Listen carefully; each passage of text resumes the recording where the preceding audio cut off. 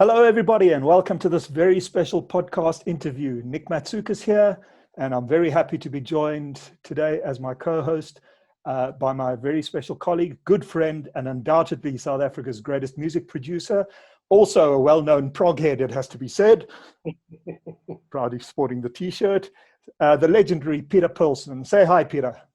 How's it? Hi, everybody. This is such a privilege for me to be involved. Thank you, Nick, for thinking of me for this. There's no one else, man. Okay, so right to it, ladies and gentlemen. Our very special guest today really needs no introduction whatsoever, but I will give him a very brief one. Today, we're interviewing hot on the heels of his latest solo album released, Terminal Velocity, Dream Theater founding member, Joe Satriani's G3 member, Liquid Tension Experiment member, instrument ambassador, and we'll talk more about that later, lyricist, producer, and winner of just about every guitar award and accolade in the known universe, very arguably the greatest guitarist of his generation, the great John Petrucci. Hello from South Africa, and welcome to you, John. Hello, thank you so much for that amazing introduction. I was wondering who you were talking about. That's pretty wild. Nice to meet both you guys. Great. So jumping straight into the Terminal Velocity album, John, it's just fantastic. Jordan Rudess, I think it was, said that it soars like a silver bullet. Now, really, I couldn't agree more. I love every minute of it. And what immediately struck me about the album was how enormously varied it is, despite the absence of keyboards. It's a three-piece guitar instrumental album for sure, but somehow it has a far broader, more organic appeal. It's got everything from blues to crunch to melody to happy to heavy, a bit of flamenco thrown in there, the dizzying prog arrangements that you would expect from John Petrucci. It's got a bit of everything. So is that feeling of variation what you were going for? Tell us more about it. How did it all come about? Thank you. I'm glad you're enjoying it. I appreciate that. And yeah, I was definitely going for that. You know, for me, the last thing I want to do is create a record that nobody's going to listen to. And nobody wants to listen to, including myself. And so I have to sort of keep myself interested. And I think in keeping myself interested, hopefully that parlays into, keeping other people interested in the music. So part of the process of doing that is variation. It's like having a diverse portfolio or something. You don't want to have you don't want to lose your identity in there. You still want to keep your identity, maintain your identity, and there are ways that I do that in those songs. But I think it's important to have to think about the bigger picture as the record as like an overall listening experience that needs to have ebb and flow and different moods and fluctuations. I picture it being listened to like on a long drive, or if you're in the gym working out or going on a jog or something. It's like you want the variation of scenery just to make it more enjoyable. So that's definitely on purpose. Absolutely. So I'll throw in question number 2 just before I hand over to Peter, who's going to ask you the more technical questions. I loved reading the credits on the album, which listed you as guitar, cowbell, and production. You want to tell us a little bit about that middle one? I actually, when Mike Portnoy was recording drums on the song Out of the Blue, we had this idea. This is sort of part of what I was mentioning before about how I try to keep my identity even when I'm doing different styles. So in Out of the Blue, which is basically a blues, when it goes to the 5 chord, I take it out of the blues tonality and get a little more modal. So I had this idea of doing some sort of like drum circle thing. And so Mike, in order to do that, he played the groove on the kit, but then he overdubbed toms on the left, overdubbed toms on the right. And then we did this sort of like just collective drum circle thing. So while he was doing one of those takes, I decided to walk into the room and do my part playing cowbell, and took him by surprise. And And we did that. It's actually, I'm mentioning the wrong song. I'm sorry. It wasn't Out of the Blue. It's on Snake in My Boot, which is also, yeah, I'm sorry. That's my mistake. But which is also basically a blues progression. And so after I did that, the two of us were laughing. And so we actually kept the laughing as a little Easter egg on the record. You can hear after that cowbell section, a little chuckling, and that's the two of us. So yeah, it's very audible. It's right there, and that's where that comes from. It lends even more humanity to the album, which is something we'll talk about in a second. Okay, Pete, I'm sure that you've got a million questions for John. I have a sheet of questions here, John. I wish I had you for the night. Oh man, I'll do my best. I also noticed the cowbell credit. I put my headphones on. I searched that album. That's for the more cowbell thing. Found it. Yeah, perfect. I just there were one or two obviously production orientated, recording orientated things that I wanted to fly past you. I've listened to some previous interviews. I've read reviews and other people who've asked you stuff. The first thing I need to say is the first time I listened to the album through top to bottom, it really I could feel a sense of joy in the creation of the product, and that was a really cool thing that bounced into me from the songs. Was as a studio rat, and somebody who's trying to make records my whole life, everything obviously always is about feel. Yeah. You can do anything brilliantly, and if it's not backed up by the conviction of feel, then it's just, it is what it is, and it doesn't have the meaning. Right. But I found so much meaning in the way that you got the feel across. It put a smile on my face, and I'm just thank you. That's great. That's awesome to hear. Thank you so much. As a guitar instrumental album, it's so easy to listen to, and it's just a beautiful thing. So thank you for that. That's awesome. One of the things that I found surprising, because when I listened to the record, it felt like you had been in the room, and I was surprised to find out that you actually weren't in the room, that you did all the parts, and then sent the tracks to Dave and sent the tracks to Mike, and they obviously checked it out and then played the parts. Now, from what I understand, Mike was in your room when he did the kit. Yeah. So you were actually there. That must have made a difference. But was that a conscious thing in terms of not getting the guys together to thrash the stuff out live? Do you want to just perfect it and then put it out there? I'm just interested in the process. Well, I guess there's a couple things. First of all, thanks for your feedback with the first thing that you said. I'm so glad that you got the feeling of joy. I love playing guitar. It's fun. It's a fun instrument.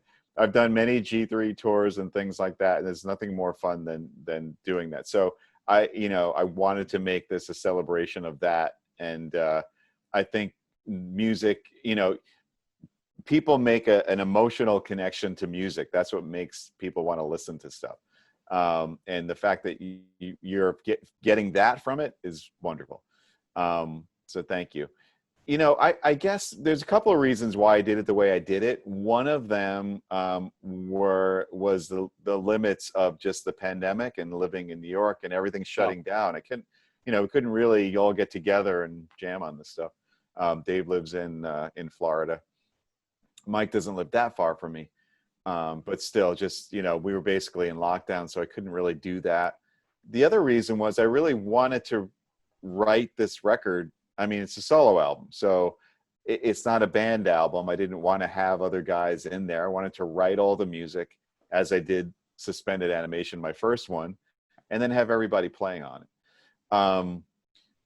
I did this one a little bit different in that I didn't go through a demoing process when I started writing this in March earlier this year. As I, developed an idea, I laid down the actual guitar performances so that by the time I was done, after about 2 months, guitars were done. Final guitars were done. The Pro Tools sessions were set, drums were programmed. I played bass. My engineer, Jimmy T, played bass. The record was done. I didn't have to then go back and redo the guitars and stuff like that. So the tricky thing is that I don't think so much with bass because it's just more organically kind of fits in with guitar. But with drums, you know, my concern was like, how is the drummer going to not make this sound too stiff or technical? Because the guitars are set. I'm not moving them. You know, they're too click track. And so, you know, as a testament to Mike's playing, I mean, he's a very sort of like off the cuff drummer. He's a very feel oriented drummer. Obviously being in a band with him for 25 years, I know this about him. He likes to have songs ebb and flow and tempos to kind of move. And that's kind of his vibe. That wasn't happening with this. He had to play to my tracks, but somehow he made it sound like it was doing that. Somehow it sounds like we're all playing together. And I think that's just kind of his spirited playing. You know, the drums really brought that positivity and that spirit, and that somehow there is an ebb and flow, even though the guitars are static. So it's pretty wild the way that happened. I'm very happy for the outcome, but that was a concern in the beginning. It So was I'm glad that you mentioned incredibly successful outcome. Sorry, Nick. Pete, I'll get back to you. So now that we've mentioned Mike, let's deal with this one. John, I'm sure you're tired of answering this question by now, but we're talking to your South African fans here, and so they will want to know. It was a big deal that you and Mike Portnoy got back together for the first time in 10 years musically, to make music together. It marked a joyful reunion of two much loved progressive rock musicians. So just one more time, if you can tell us the story of how you got back into the studio with Mike. Sure. And, you know, and I'm glad that the musical reunion with the two of us was on this record, because like you were saying, you know, there is a lot of positivity and joy, and, you know, we're all in the middle of a pandemic, and it's like something, just a positive light to kind of share with people. It's also part of the reason I released the record digitally first, just to share it, get the music out. You know, that's what it's about. The vinyl and CD that'll be available October 30th, but I wanted to get the music out. So having said that, I mean, you know, I wasn't sure who was going to play drums on this record when I started writing it. My family were Mike Portnoy, you know, 100% from the very beginning. Every day, I think they hounded me. Ask Mike, gotta ask Mike, gotta ask Mike. And, you know, our families are friends and everything. It just felt like the right opportunity. I talked to him about something else at the beginning of this, and he sort of said to me, well, you know, I'm here if you need me, you know, very sort of nonchalant, you know, not expecting anything. And so that was in the back of my mind. I wasn't, to be honest with you, I wasn't 100% sure from the beginning, because I knew that there would be focus on that reunion aspect, and I didn't want to create any weirdness or drama or Dream Theater BS. You know, it's like my solo album. I wanted it to be about the music and not about any external stuff. But one day I woke up in the middle of this whole world being shut down, and I was like, you know what? Life is too short. This is a really cool album. I want Mike to play on it. And I called him, and he said yes. And that's how it happened. And he came down to my studio and was able to track drums in person. We were able to play a little together to work out some of the sections. And the happy, you know, ending to this whole thing is that, yes, as far as the story of this record, there was part of it focused on Mike and I reuniting musically. But I think fans in general have been really respectful of the whole situation, and just seeing the positivity in that, and not creating a whole, you know, controversy and, you know, any disrespect to Mike Mangini or Dream Theater or anything. And I love that. And I was very encouraged and inspired by that. And I love to see that, because music is, you know, it's positive and it's for sharing. So that's awesome. You know, to the fan community out there, I really appreciate that. That's so cool. Just the way the whole record has been received and welcomed, and this particular topic has been handled. So thank you, everybody out there. Very cool. Very cool. Pete, fire away. Right. Sure. I'm trying to just go down my list and see what I can squeeze in here. Mike, you've been Mike, Nick, John. You can call me whatever you want. You were talking about Mike. Yeah, John, sorry. You've been sort of involved in making albums for the better part of like 30 years. You've been through the entire process of tape machines and large format analog consoles, right through the development of kind of moving to what I would call dodgy digital to like really, really cool stuff. Yeah. How, if at all, I'm sure it has, how has the technology and the advancement of technology affected the way that you make albums? Oh, greatly. As you said, I mean, you know, I've made records on tape and, you know, was there when the big deal was the Sony machines coming in, the digital tape. And, you know, so I've done projects on ADAT, you know, the liquid tension stuff. It's like ADAT and stuff. It becomes problematic having all these different formats now. Yeah, ADAT, right. Like digital, 24-track analog and all of that, you know? Oh my God. And then, you know, when everything kind of went, you know, just officially all digital, that stuff was being ironed out. I mean, now it's wonderful. I mean, it's like when I think about what we're able to do now, and we talk about this all the time, you know, band members, musician friends, like, oh my God, could you imagine having to edit that? Like we're sitting there cutting tape and it was ridiculous. And then even just, you know, delivering stuff, you know, whether it's sharing files or whether it's officially delivering your DDP, you know, to the label or uploading stuff so that it could be on Spotify or iTunes or whatever. I mean, it's all, we couldn't do any of that. It was like, you know, it was physical. Those tapes had to get somewhere by somebody. And the process took so long. And I think there was even a situation where somebody lost our masters or something, like something weird, you know.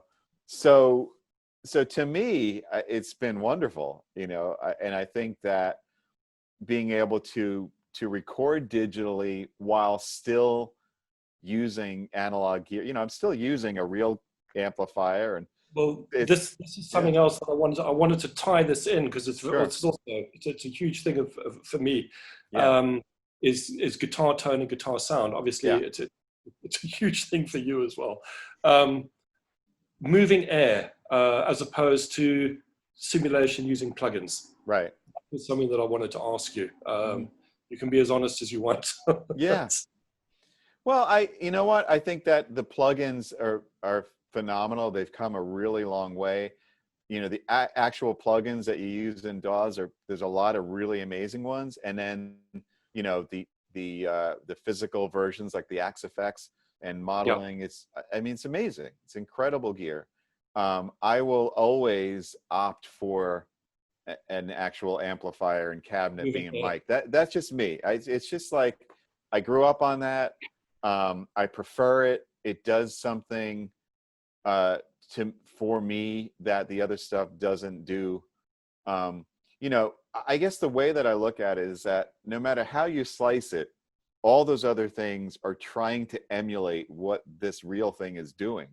So as close as it can get, it's not going to be exactly it. And if you have that thing sitting in front of you, you know, and you have the ability to use that, then use that. It's kind of like if you had an apple and then an apple flavored candy, you know, it's like, eat the apple. Like that's what, you know, you bite into that. That's the crunch. That's the textural feeling. That's the scent, the flavor. That's the real deal. Now, if you didn't have an apple and you were driving in your car and all you had is the candy, then it's wonderful and it's convenient. So that's my analogy. So on that on that topic, John, not that I know anything about the technical side of things, but I mean, if I listen to songs like Out of the Blue, I mean, there was a distinctly different guitar tone there. It brings out more of your feel, which is something that I think because of your reputation as possibly the most technical player in the world, very often your feel gets overlooked, I think. And your feel is one of the things I love about your playing, and I think Out of the Blue brings that out. If I think about Snake in My Boot, for example, I don't know if this was intentional or not, but there seems to be a kind of a joining of Eddie Van Halen and Brian May, Yeah. almost. Yeah. Exactly. So I don't know if I'm off base here. Tell You're me if I'm wrong. 100% correct. No, but you're 100% correct. oh, I'm right. Okay, cool. I'll Okay, cool. elaborate, but go ahead. Okay, so did you change your rigs at all to get those distinct sounds and feels, or was it basically the same rig? It was exactly the same rig, and here's the funny thing. And at most, do you guys play guitar, or I see you have a drum kit there? I'm a drummer, yeah. Yeah. Peter, Pete plays you everything. guitar? Oh, okay, cool. I would never call myself a musician. I can dink around and get a melody, but I've got a great contact list in my phone. So Perfect. when I need people to come and do stuff, I pick up my phone and I say, guys, I really need you to come and play something for me. Right. Well, there's something that if you talk to any guitar player, they'll tell you is that really as important as gear is, the tone comes from your hands and your approach and your attitude. I'll never forget on one of the G3 tours, I asked Joe if I could play through his rig, and I played through his rig, and I'm like, I don't sound like Joe Satriani. What the hell? It's like, it sounds like me playing through Joe's stuff. So, when going from a song like Out of the Blue to Temple of Circadia or whatever, it's not, the rig isn't changing at all. It's just my approach. So it's my attack and my dynamics, same exact guitar, same exact amp.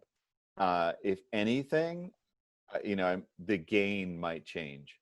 That's like the biggest thing I'll change is I'll roll back the gain on the head just for the bluesier stuff, just to get a more open dynamic sound. But that's it. The mics don't change, the EQ, the setup, the input, the head, the guitar, it's all, it's not like I reached for some bluesy guitar and played through a Fender. It's like, it's my Ernie Ball Music Man Majesty through my JP 2C Boogie Head, the whole record. And it's just how I'm playing that's making it, the sensibility change. For Snake in My Boot, yeah, total. In fact, I was thinking exactly of Van Halen, like 1984, and it's like, man, remember that sound he used to get? Just because I just wanted to have a single guitar, not double track guitar. The whole idea of that song is it's one guitar throughout the entire thing, just like a Brian May thing you mentioned, where it's just a single guitar that jumps from rhythm and then goes into a solo, and there's no backing tracks or anything like that. So in order to do that, I wanted to have this kind of wide stereo sound. I thought of Van Halen in the mid 80s.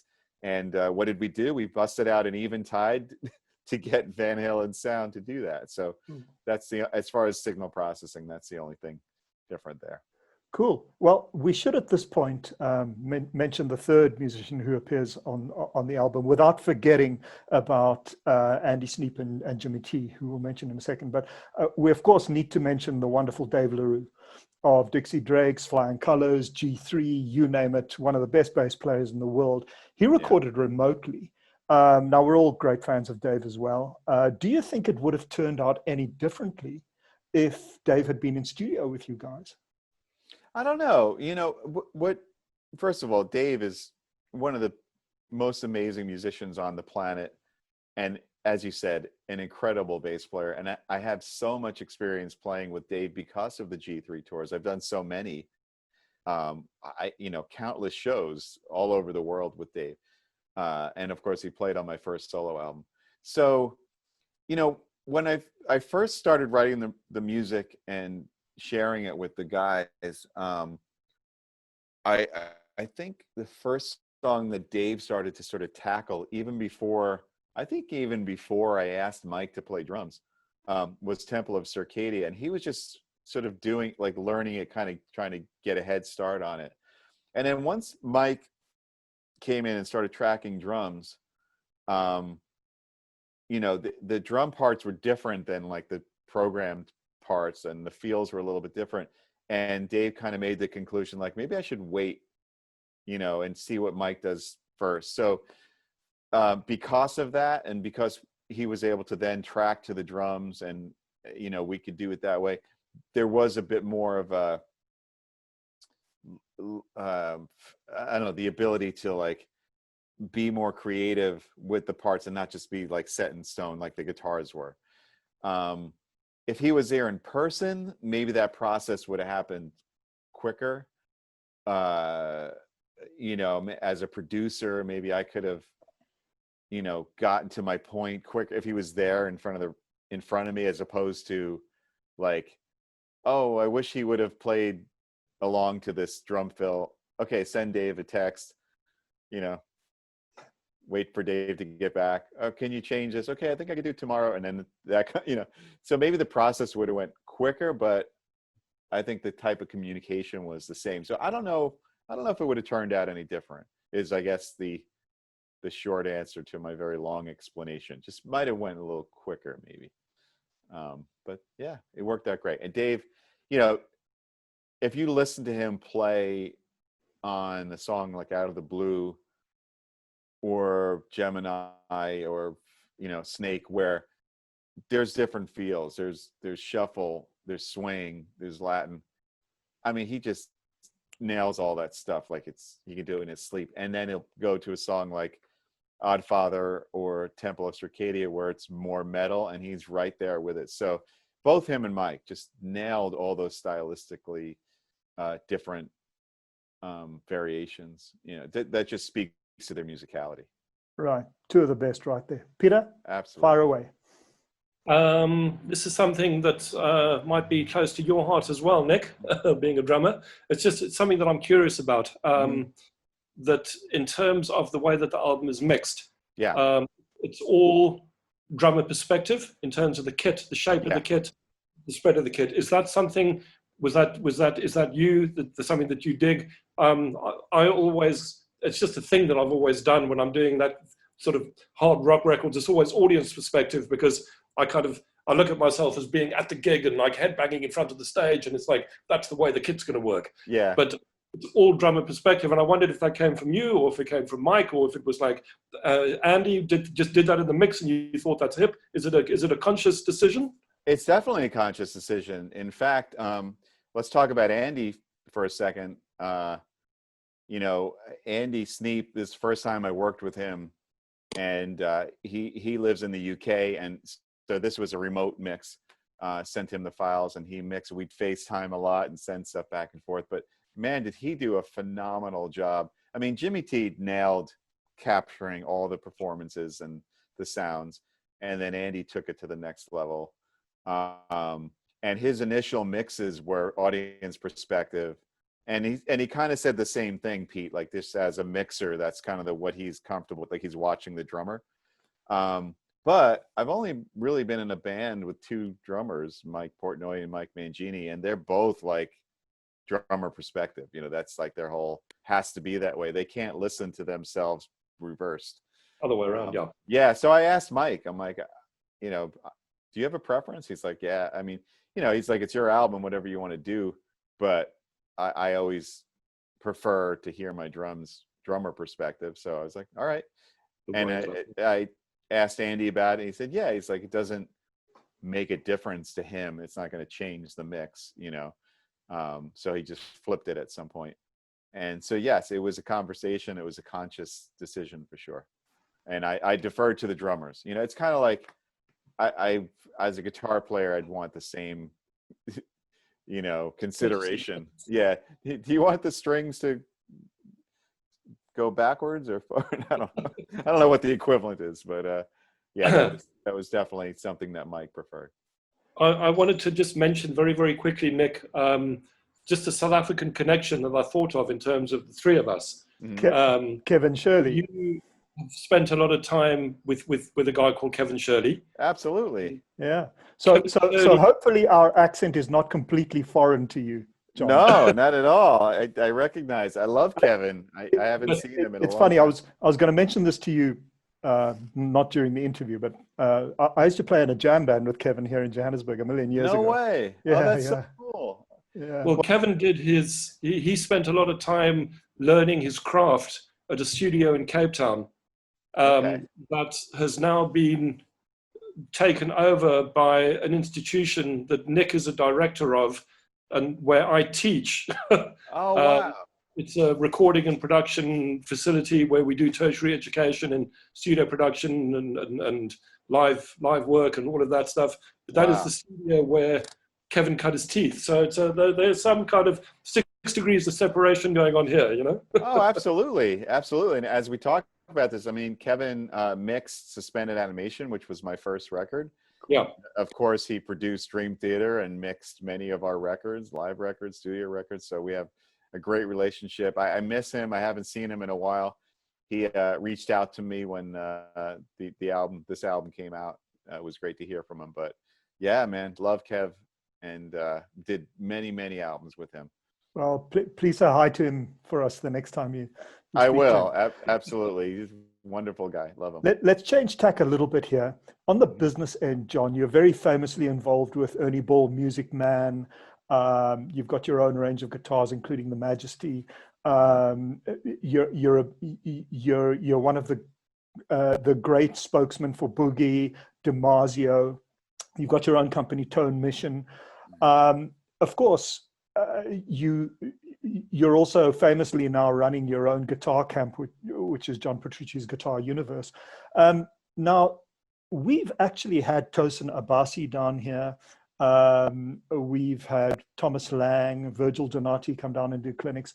I was wondering whether from the business perspective, there might be some kind of tie-in where you might end up doing, I don't know, maybe a John Petrucci's Guitar Universe or some kind of other clinic down here, tying in with the brands that you're involved in. So maybe you want to tell us a little bit about that and where it takes you in the world. Is there any possibility that you might end up in the Southern Hemisphere? Right. Well, I mean, I've been first of all, I'm very into gear, as you guys know. And, you know, one of my passions is gear development and design. And fortunately, I've been able to work, you know, hand in hand and be very involved with developing signature gear with the companies you mentioned: Ernie Ball, Music Man for the last 20 years, Mesa Boogie forever, DiMarzio forever, Dunlop forever, TC Electronic. And so in doing that, I've kind of helped to shape my own sound, or complete my own tone mission, if you will, with the gear that I love, working closely with these incredible families and people. That's been a big part of my career path. And, you know, the great thing about that too is that other people get to enjoy it, just like music. You know, if you pick up an instrument that you really love and inspires you to play, and I had something to do with that, then that's a wonderful, again, that's part of the whole thing about sharing. You know, music is like wine. It's like that. It's like you want to share it. Now, the Guitar Universe camp, I did 2 so far. That's under the Dreamcatcher, is the company that runs those and puts those together.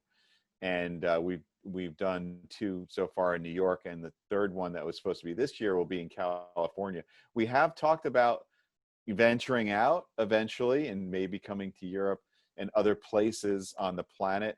I actually have not visited South Africa yet.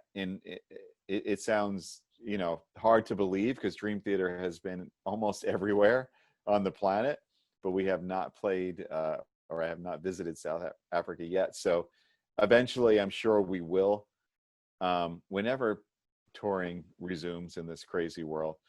But as far as bringing a camp there, it's always a possibility, you know. As far as doing master classes or things like that, that's a possibility too.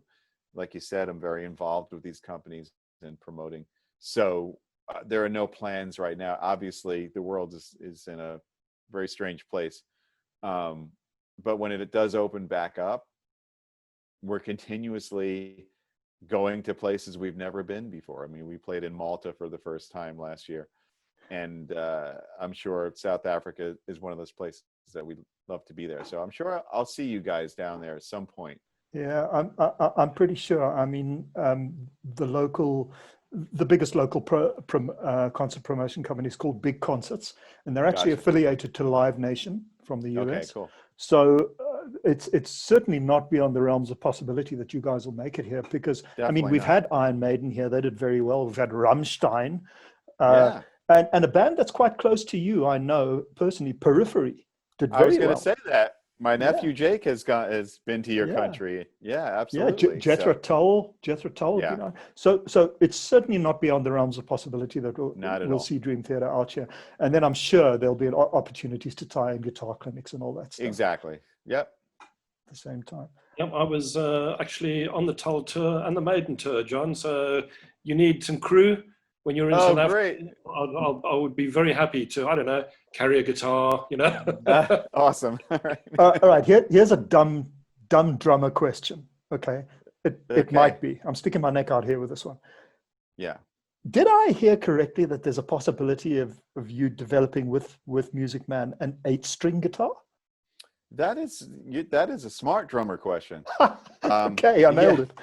You did now. Absolutely. In fact, we've been talking about this for a while. Now, here's the funny thing and the interesting. I don't play 8-string guitar. I've never played one. I'm interested in it, and I'm very interested in it to the point that Music Man and I have talked about developing a Majesty version of an 8-string version of the Majesty, I should say. And that is definitely happening. Prototypes and designs, or I should say designs, have been drawn up already. A lot of research has been done. I'm hoping to get one very soon, at least a prototype. Oh, wow. And the idea that I have is this. Way back in 1994, when Dream Theater went in to write the Awake album in New York City, I got my very first 7-string guitar. Came to the studio. I hadn't played 7-string before that, and picked it up, took it out of the case, and we started to write that day. And we wrote The Mirror, and wrote a whole bunch of 7-string songs for Awake. And that's how I became acquainted with the guitar, was just using it on the spot, writing music. So my plan is to do the same thing with an 8-string. So hopefully, if I'm able to get that in time for the next Dream Theater record, which we're actually going to start very soon because of the whole COVID situation, we sort of shifted our plans. We pivoted. We're going to go back in the studio. So if I can get one very soon, I'm going to do that same thing, pick up the 8-string and see where it takes me. And not really worry too much about what other people have done on it, or, you know, whether or not I'm approaching it right or wrong. I have no idea. I'm just going to play the thing and see what happens, and hopefully some good stuff will happen. And if nothing good happens, I don't know. Well, that's always a possibility. I mean, clearly one of the questions we were going to ask you was about the next Dream Theater album. So you've answered that. I'm not going to ask you about Liquid Tension Experiment. I'm not going to do that because I think it might be a premature question. All right. So Pete, over to you. Next question. I wanted to put you on the spot here, John. I know that as the songs come, as they develop, there is varying amounts of pain in birthing these things. Yeah. And possibly not a fair question to ask, because when you birth all of these creations, you shouldn't necessarily have to pick a favorite. But do you have a favorite track on the album? Favorite track? Yeah, that's not a fair question. I know. Right. When I was when we were making the record, and especially when it was being mixed, just to kind of like approve the mixes, and especially during the mastering period, there were sort of 2 songs that I kept going. I'd always go to The Odd Father for some reason. Just, I don't know, the drums and guitar and everything, just like that one just kicked ass to me, and I could tell if everything was working. And along similar lines, Temple of Circadia. You know, so those 2, I don't know, I was drawn to the most. Having said that, I'm proud of all of them. They all deliver something different. But yeah, during the mix period, I would just kind of jump to those and just see how those were sitting, you know. Well, I greatly appreciate your candor. It's interesting for me because Peter asked me about a week ago which my favorite song was, and I said Gemini immediately. Right. Today he asked me which is my favorite song, and I said maybe Temple. Wow. it's kind of one of those albums, you know, every day is a Yeah. new surprise and a new benefit, really. And Depends on your mood, right?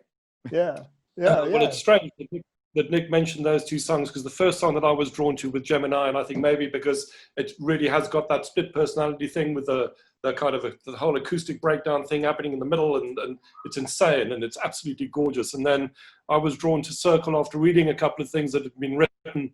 The Temple just absolutely pulled me in. But I wanted something I wanted to ask you was about the solos, but Yeah.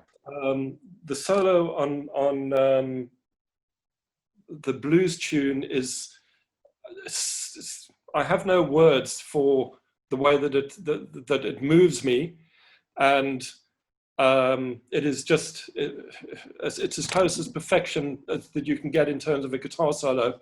And just when I thought there was nowhere else to go, it just soared into a totally different area, and it was a brilliant experience hearing it for the first time and just hearing it over and over and over. But obviously there's a massive importance in the construct of the solos. Are they, do you pre-plan and write the solo as a piece? Is there any wiggle room for spontaneity when you were delivering the solos? And sorry, it's a long-winded question. How important is it to replicate as accurately as possible the solos when you perform live? Okay. Well, first of all, thank you for saying that. That means a lot. I appreciate that. In the case of Out of the Blue, most of the solos are improvised. They're from when I was writing. There was a specific night when I was writing that song, and I had the structure, the drum groove, and the backing chords done, and just wanted to end the night with let me just lay down the melody and some solos just so I have it, so I can listen to it.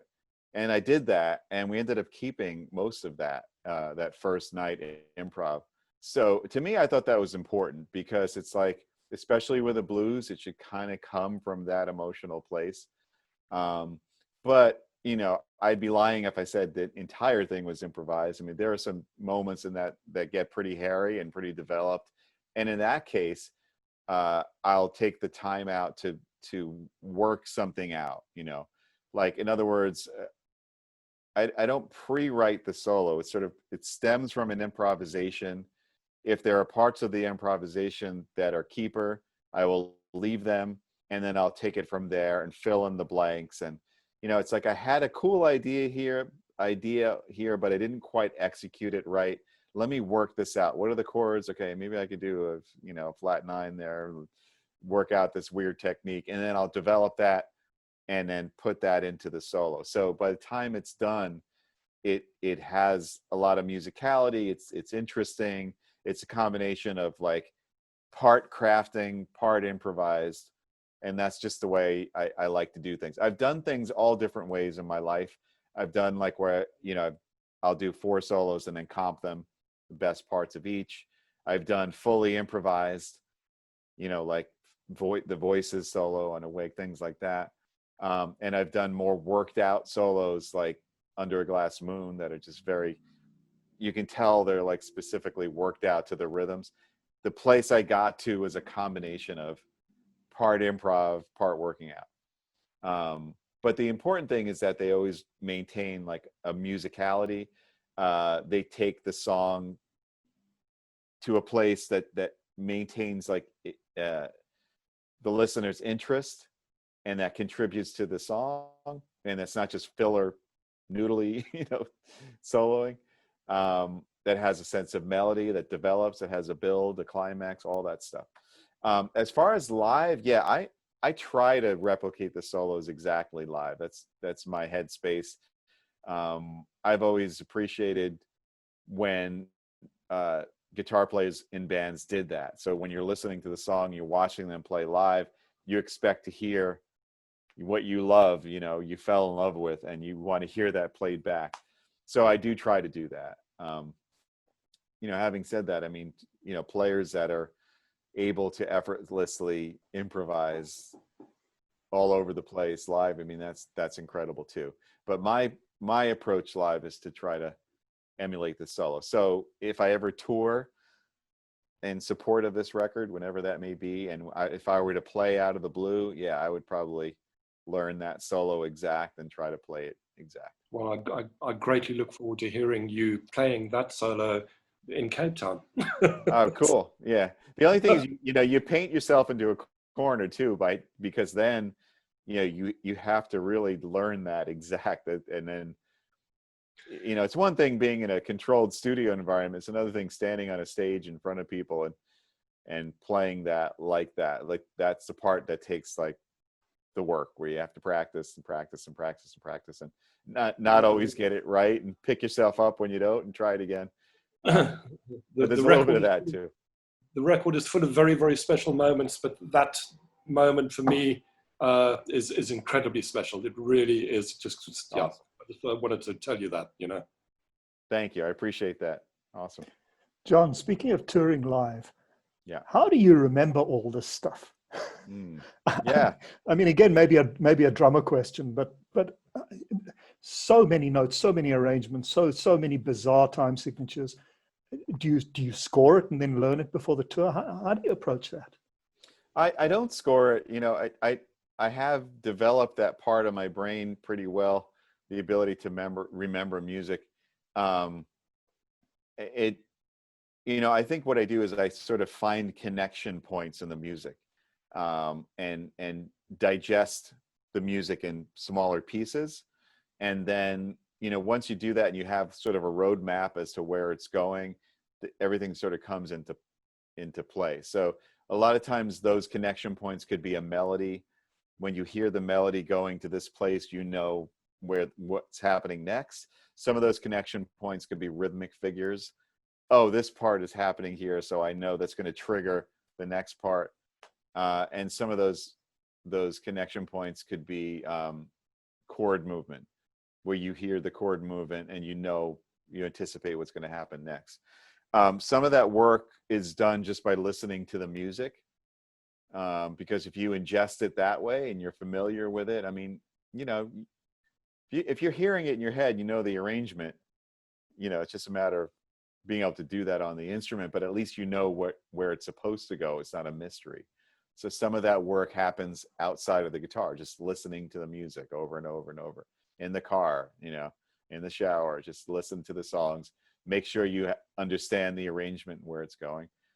And then I will play along to the set at home in its entirety. I go through this, if this is a 3-hour show, I'll sit there for 3 hours and play the show. And then the next day I'll do the same thing. And the next day I'll do the same thing until I could play through the show and have it memorized. So it's just, that's like the grunt work, It's just the tour prep. Every musician does it. It's the tour prep, remembering your music. Yeah, but I think it's fair to say that you and your bandmates have taken it to the next level. I got to say that and really, I'm speaking from the heart here. I wasn't going to say this, but I'm going to say it. Now that we've known each other for some 48 minutes. Really, I thought the music that I loved, was dead. I thought it was dead and gone and buried until an album called Images and Words came along. And that just opened up the whole world of music for me again.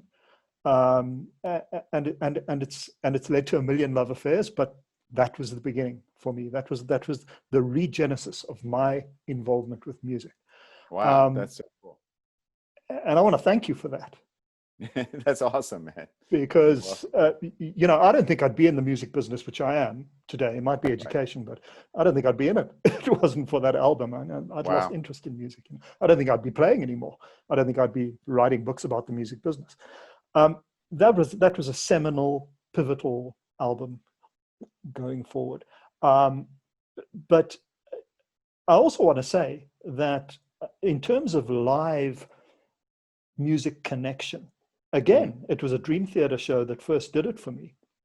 My sister happens to live in Canada, in Toronto, and I was in Toronto, and I caught you guys on, I believe it was the Falling to Infinity tour, 98, was it? Yeah. Yeah, sure. Yeah. Yeah, 98, yeah, it would be. and again, just watching you and Portnoy and John Mayang, just having that physical connection with you guys in this amphitheater, the Molson Amphitheater, Right. just playing this incredibly complex, difficult, yet still at the same time soulful music. It's a different connection to the studio, and that's one of the reasons why I think it's important that we get you out here, because Yeah, loads of I people agree. have heard your stuff on records, and no doubt they'll all enjoy the new album on vinyl when it comes on at the end of October. But there's a different connection that happens at a concert.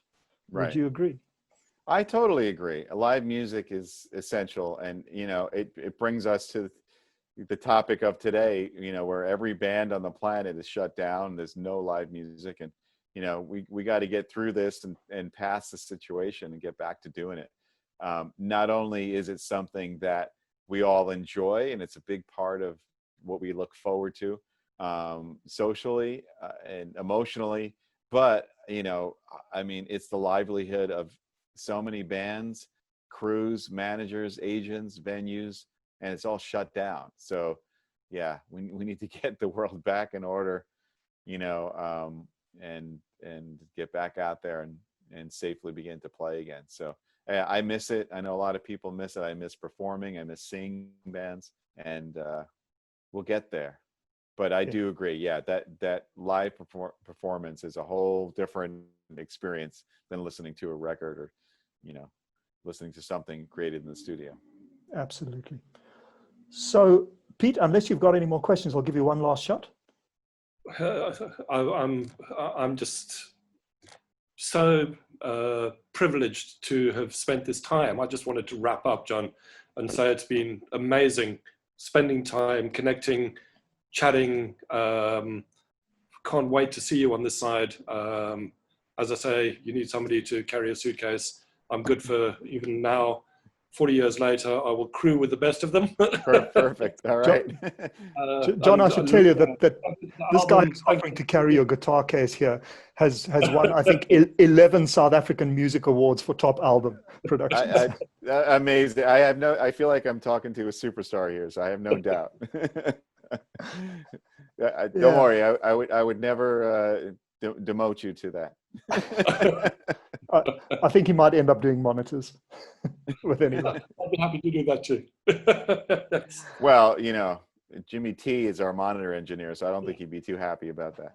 Right, of course. I think it was a bit tongue-in-cheek. It takes a very, very special guy who does monitors for a living, and I think anybody who's involved in any kind of live work understands that it takes a really special kind of guy to do that. And the guys who do it, who are good at it, absolutely love it, and they're irreplaceable. Yes, you're 100% right. 100%. So with a couple of minutes to go, I just want to remind everybody that once again, John Petrucci's Terminal Velocity is already out digitally and on streaming services. And it comes out on CD and vinyl on October 30th. October 30th, folks. But you can pre-order it now, and we will put the purchase links on this video. You can order it at johnpetrucci.com, and you can also order it through the Orchard. We'll put those links onto the video for all your South African fans and whoever else might be watching. And John, I just want to say what an absolute pleasure chatting to you. I'm sure you don't need it at all, but best of luck with the album. And above all, I just wanted to say again, thank you for all the wonderful music over the decades. Thank you so much. And thank you again for joining us today. Oh, man. Well, thank you. You guys have been wonderful to talk to. I appreciate all the great questions and all the really sincere comments and love. Thank you. And hope to be able to see you guys in person and visit your country and say hi to all the fans one of these days. That'd be amazing. But thanks for the support. I really appreciate it. You're most welcome. Thank you. Thanks so much, John. All right, you guys. Take care. All the best, Bye for now. Okay, bye.